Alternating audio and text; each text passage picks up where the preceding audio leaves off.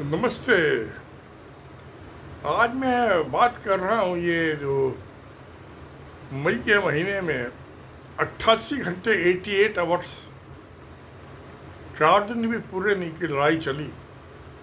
लड़ाई कुछ नहीं चली, आदमी तो इधर से उधर गया ही नहीं। ना कोई इंडिया के आदमी ने, मोदी की सेना ने बॉर्डर क्रॉस किया पाकिस्तान की तरफ, ना पाकिस्तान की सेना ने किया। हाँ, ये कहते तो रहे जरूर पार्लियामेंट के अंदर कि इस 2024 का इलेक्शन जीतने के बाद बनने कि 6 महीने के अंदर पाक को ऑक्युपाइड कश्मीर पर कब्जा करना गया। तो सेनाएं आगे नहीं बढ़ी तो कब्जा कैसे करोगे? कब्जा तो ज़मीन पे करना होगा ना, आसमान में हवा में थोड़ा ना होगा या लोकसभा में बयानबाजी से। खैर, वो तो जो होना था हो गया।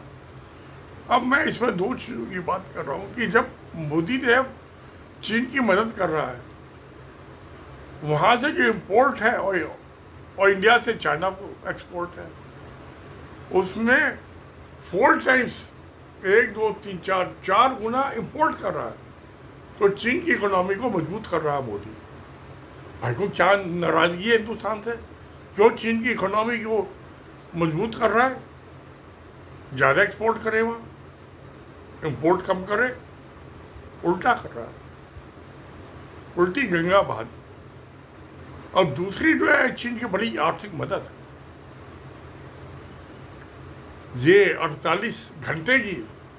मैं तो सोच रहा था जैसे वह 3 साल से ज़्यादा हो गए यूक्रेन में लड़ाई चलते हुए, गाजा में 2 साल से आते तो चलेगी।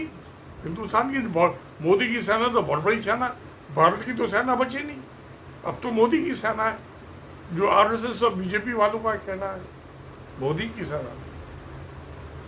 मिनिस्टर कह रहे हैं मोदी जी की सेना,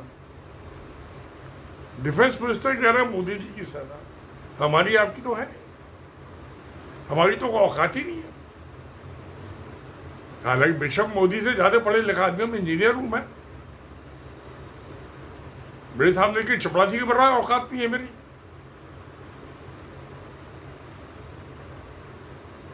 तो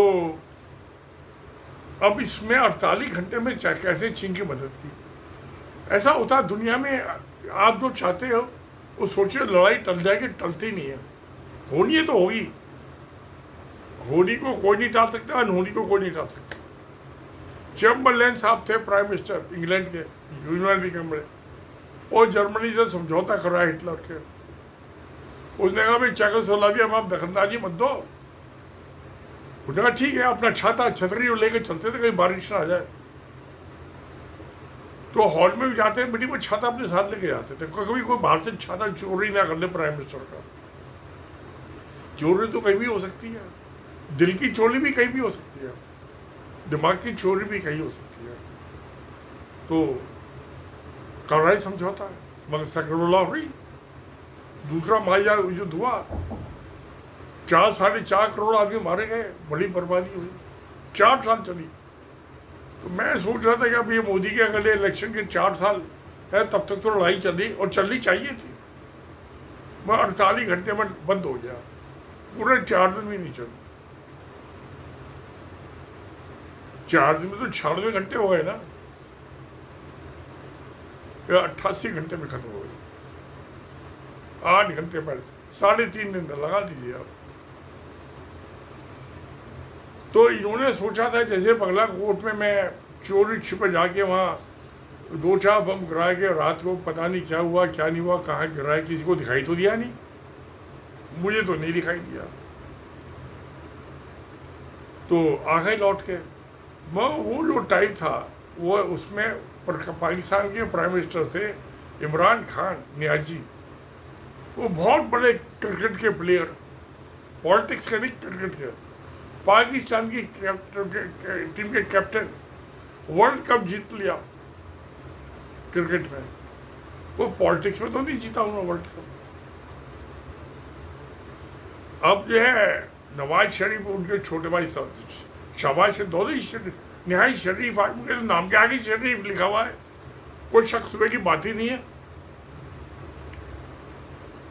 तो लड़ाई हुई, इनको 2000 में बड़ा अच्छा मौका था, गलवान के ऊपर जब था, चीन पर अटैक करना था मोदी को, तो गलती मोदी की थी। ये सोचा मैं बिल्ली कबूतर सोचे मैं आंख बंद कर बैठ जाऊं तो बिल्ली मुझे नहीं खाएगी, बिल्ली तो खाएगी। अब क्या होता है, कोई भी हथियार हो, आप एग्जाम पूरे साल पढ़ते हो, 3-3 घंटे के 4-5 पेपर होते हैं, तो पता चलता है आपने क्या समझा क्या नहीं समझा, क्या पढ़े क्या नहीं पढ़े। ऐसे हथियारों का भी टेस्ट होता है, वो एक्चुअल लड़ाई के मैदान में होता है, युद्ध के मैदान में। आप रोजाना लठ चलाते रहो, और युद्ध की शाखा में लड़ाई के मैदान में चलता है कि आपको कितनी ताकत है आपको लठियाँ चलाने की।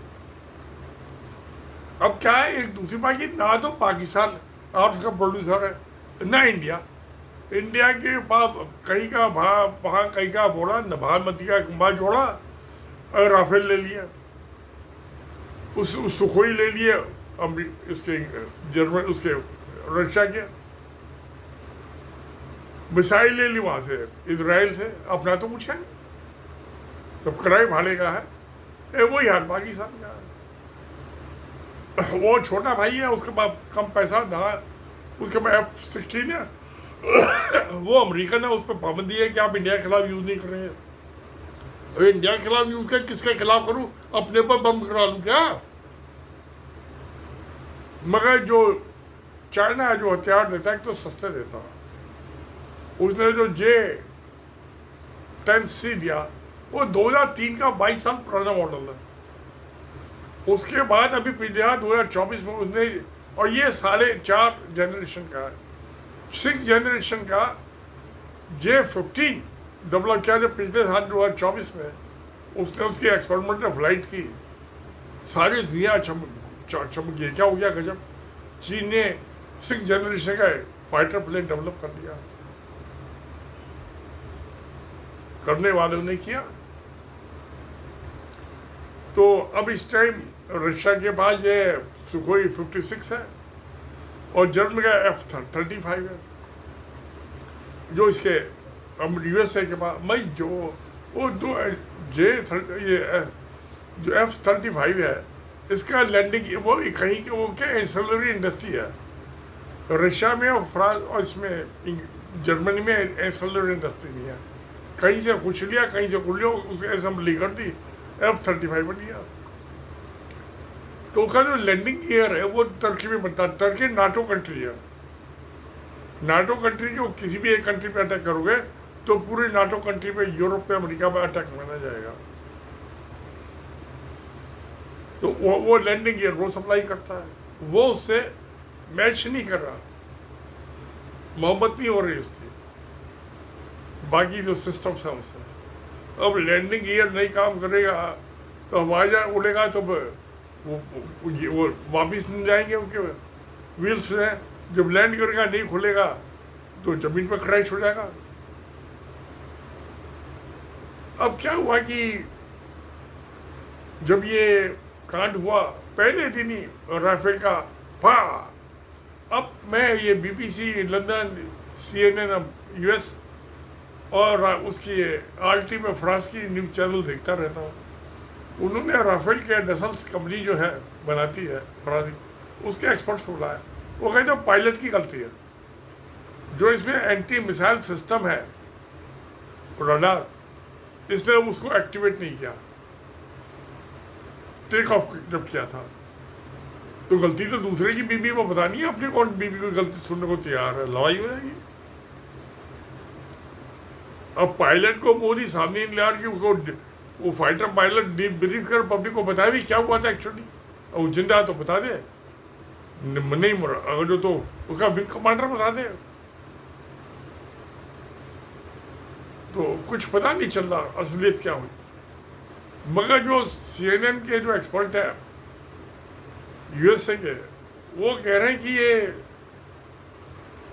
ये तो एक डिब्बा दे दिया, इसकी जो सोर्स कोड है वो इंडिया को दी नहीं, और इसका जो मिसाइल सिस्टम वो आउटडेटेड है,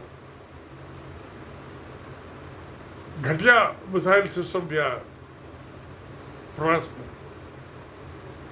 और BBC लंदन भी यही कह रहा है, जो CNN कह रहा है, वो तो दोनों भाई है ना, वो लैपटॉप है ना अब USA का, UK तो गोदी में पलने वाला पिल्ला,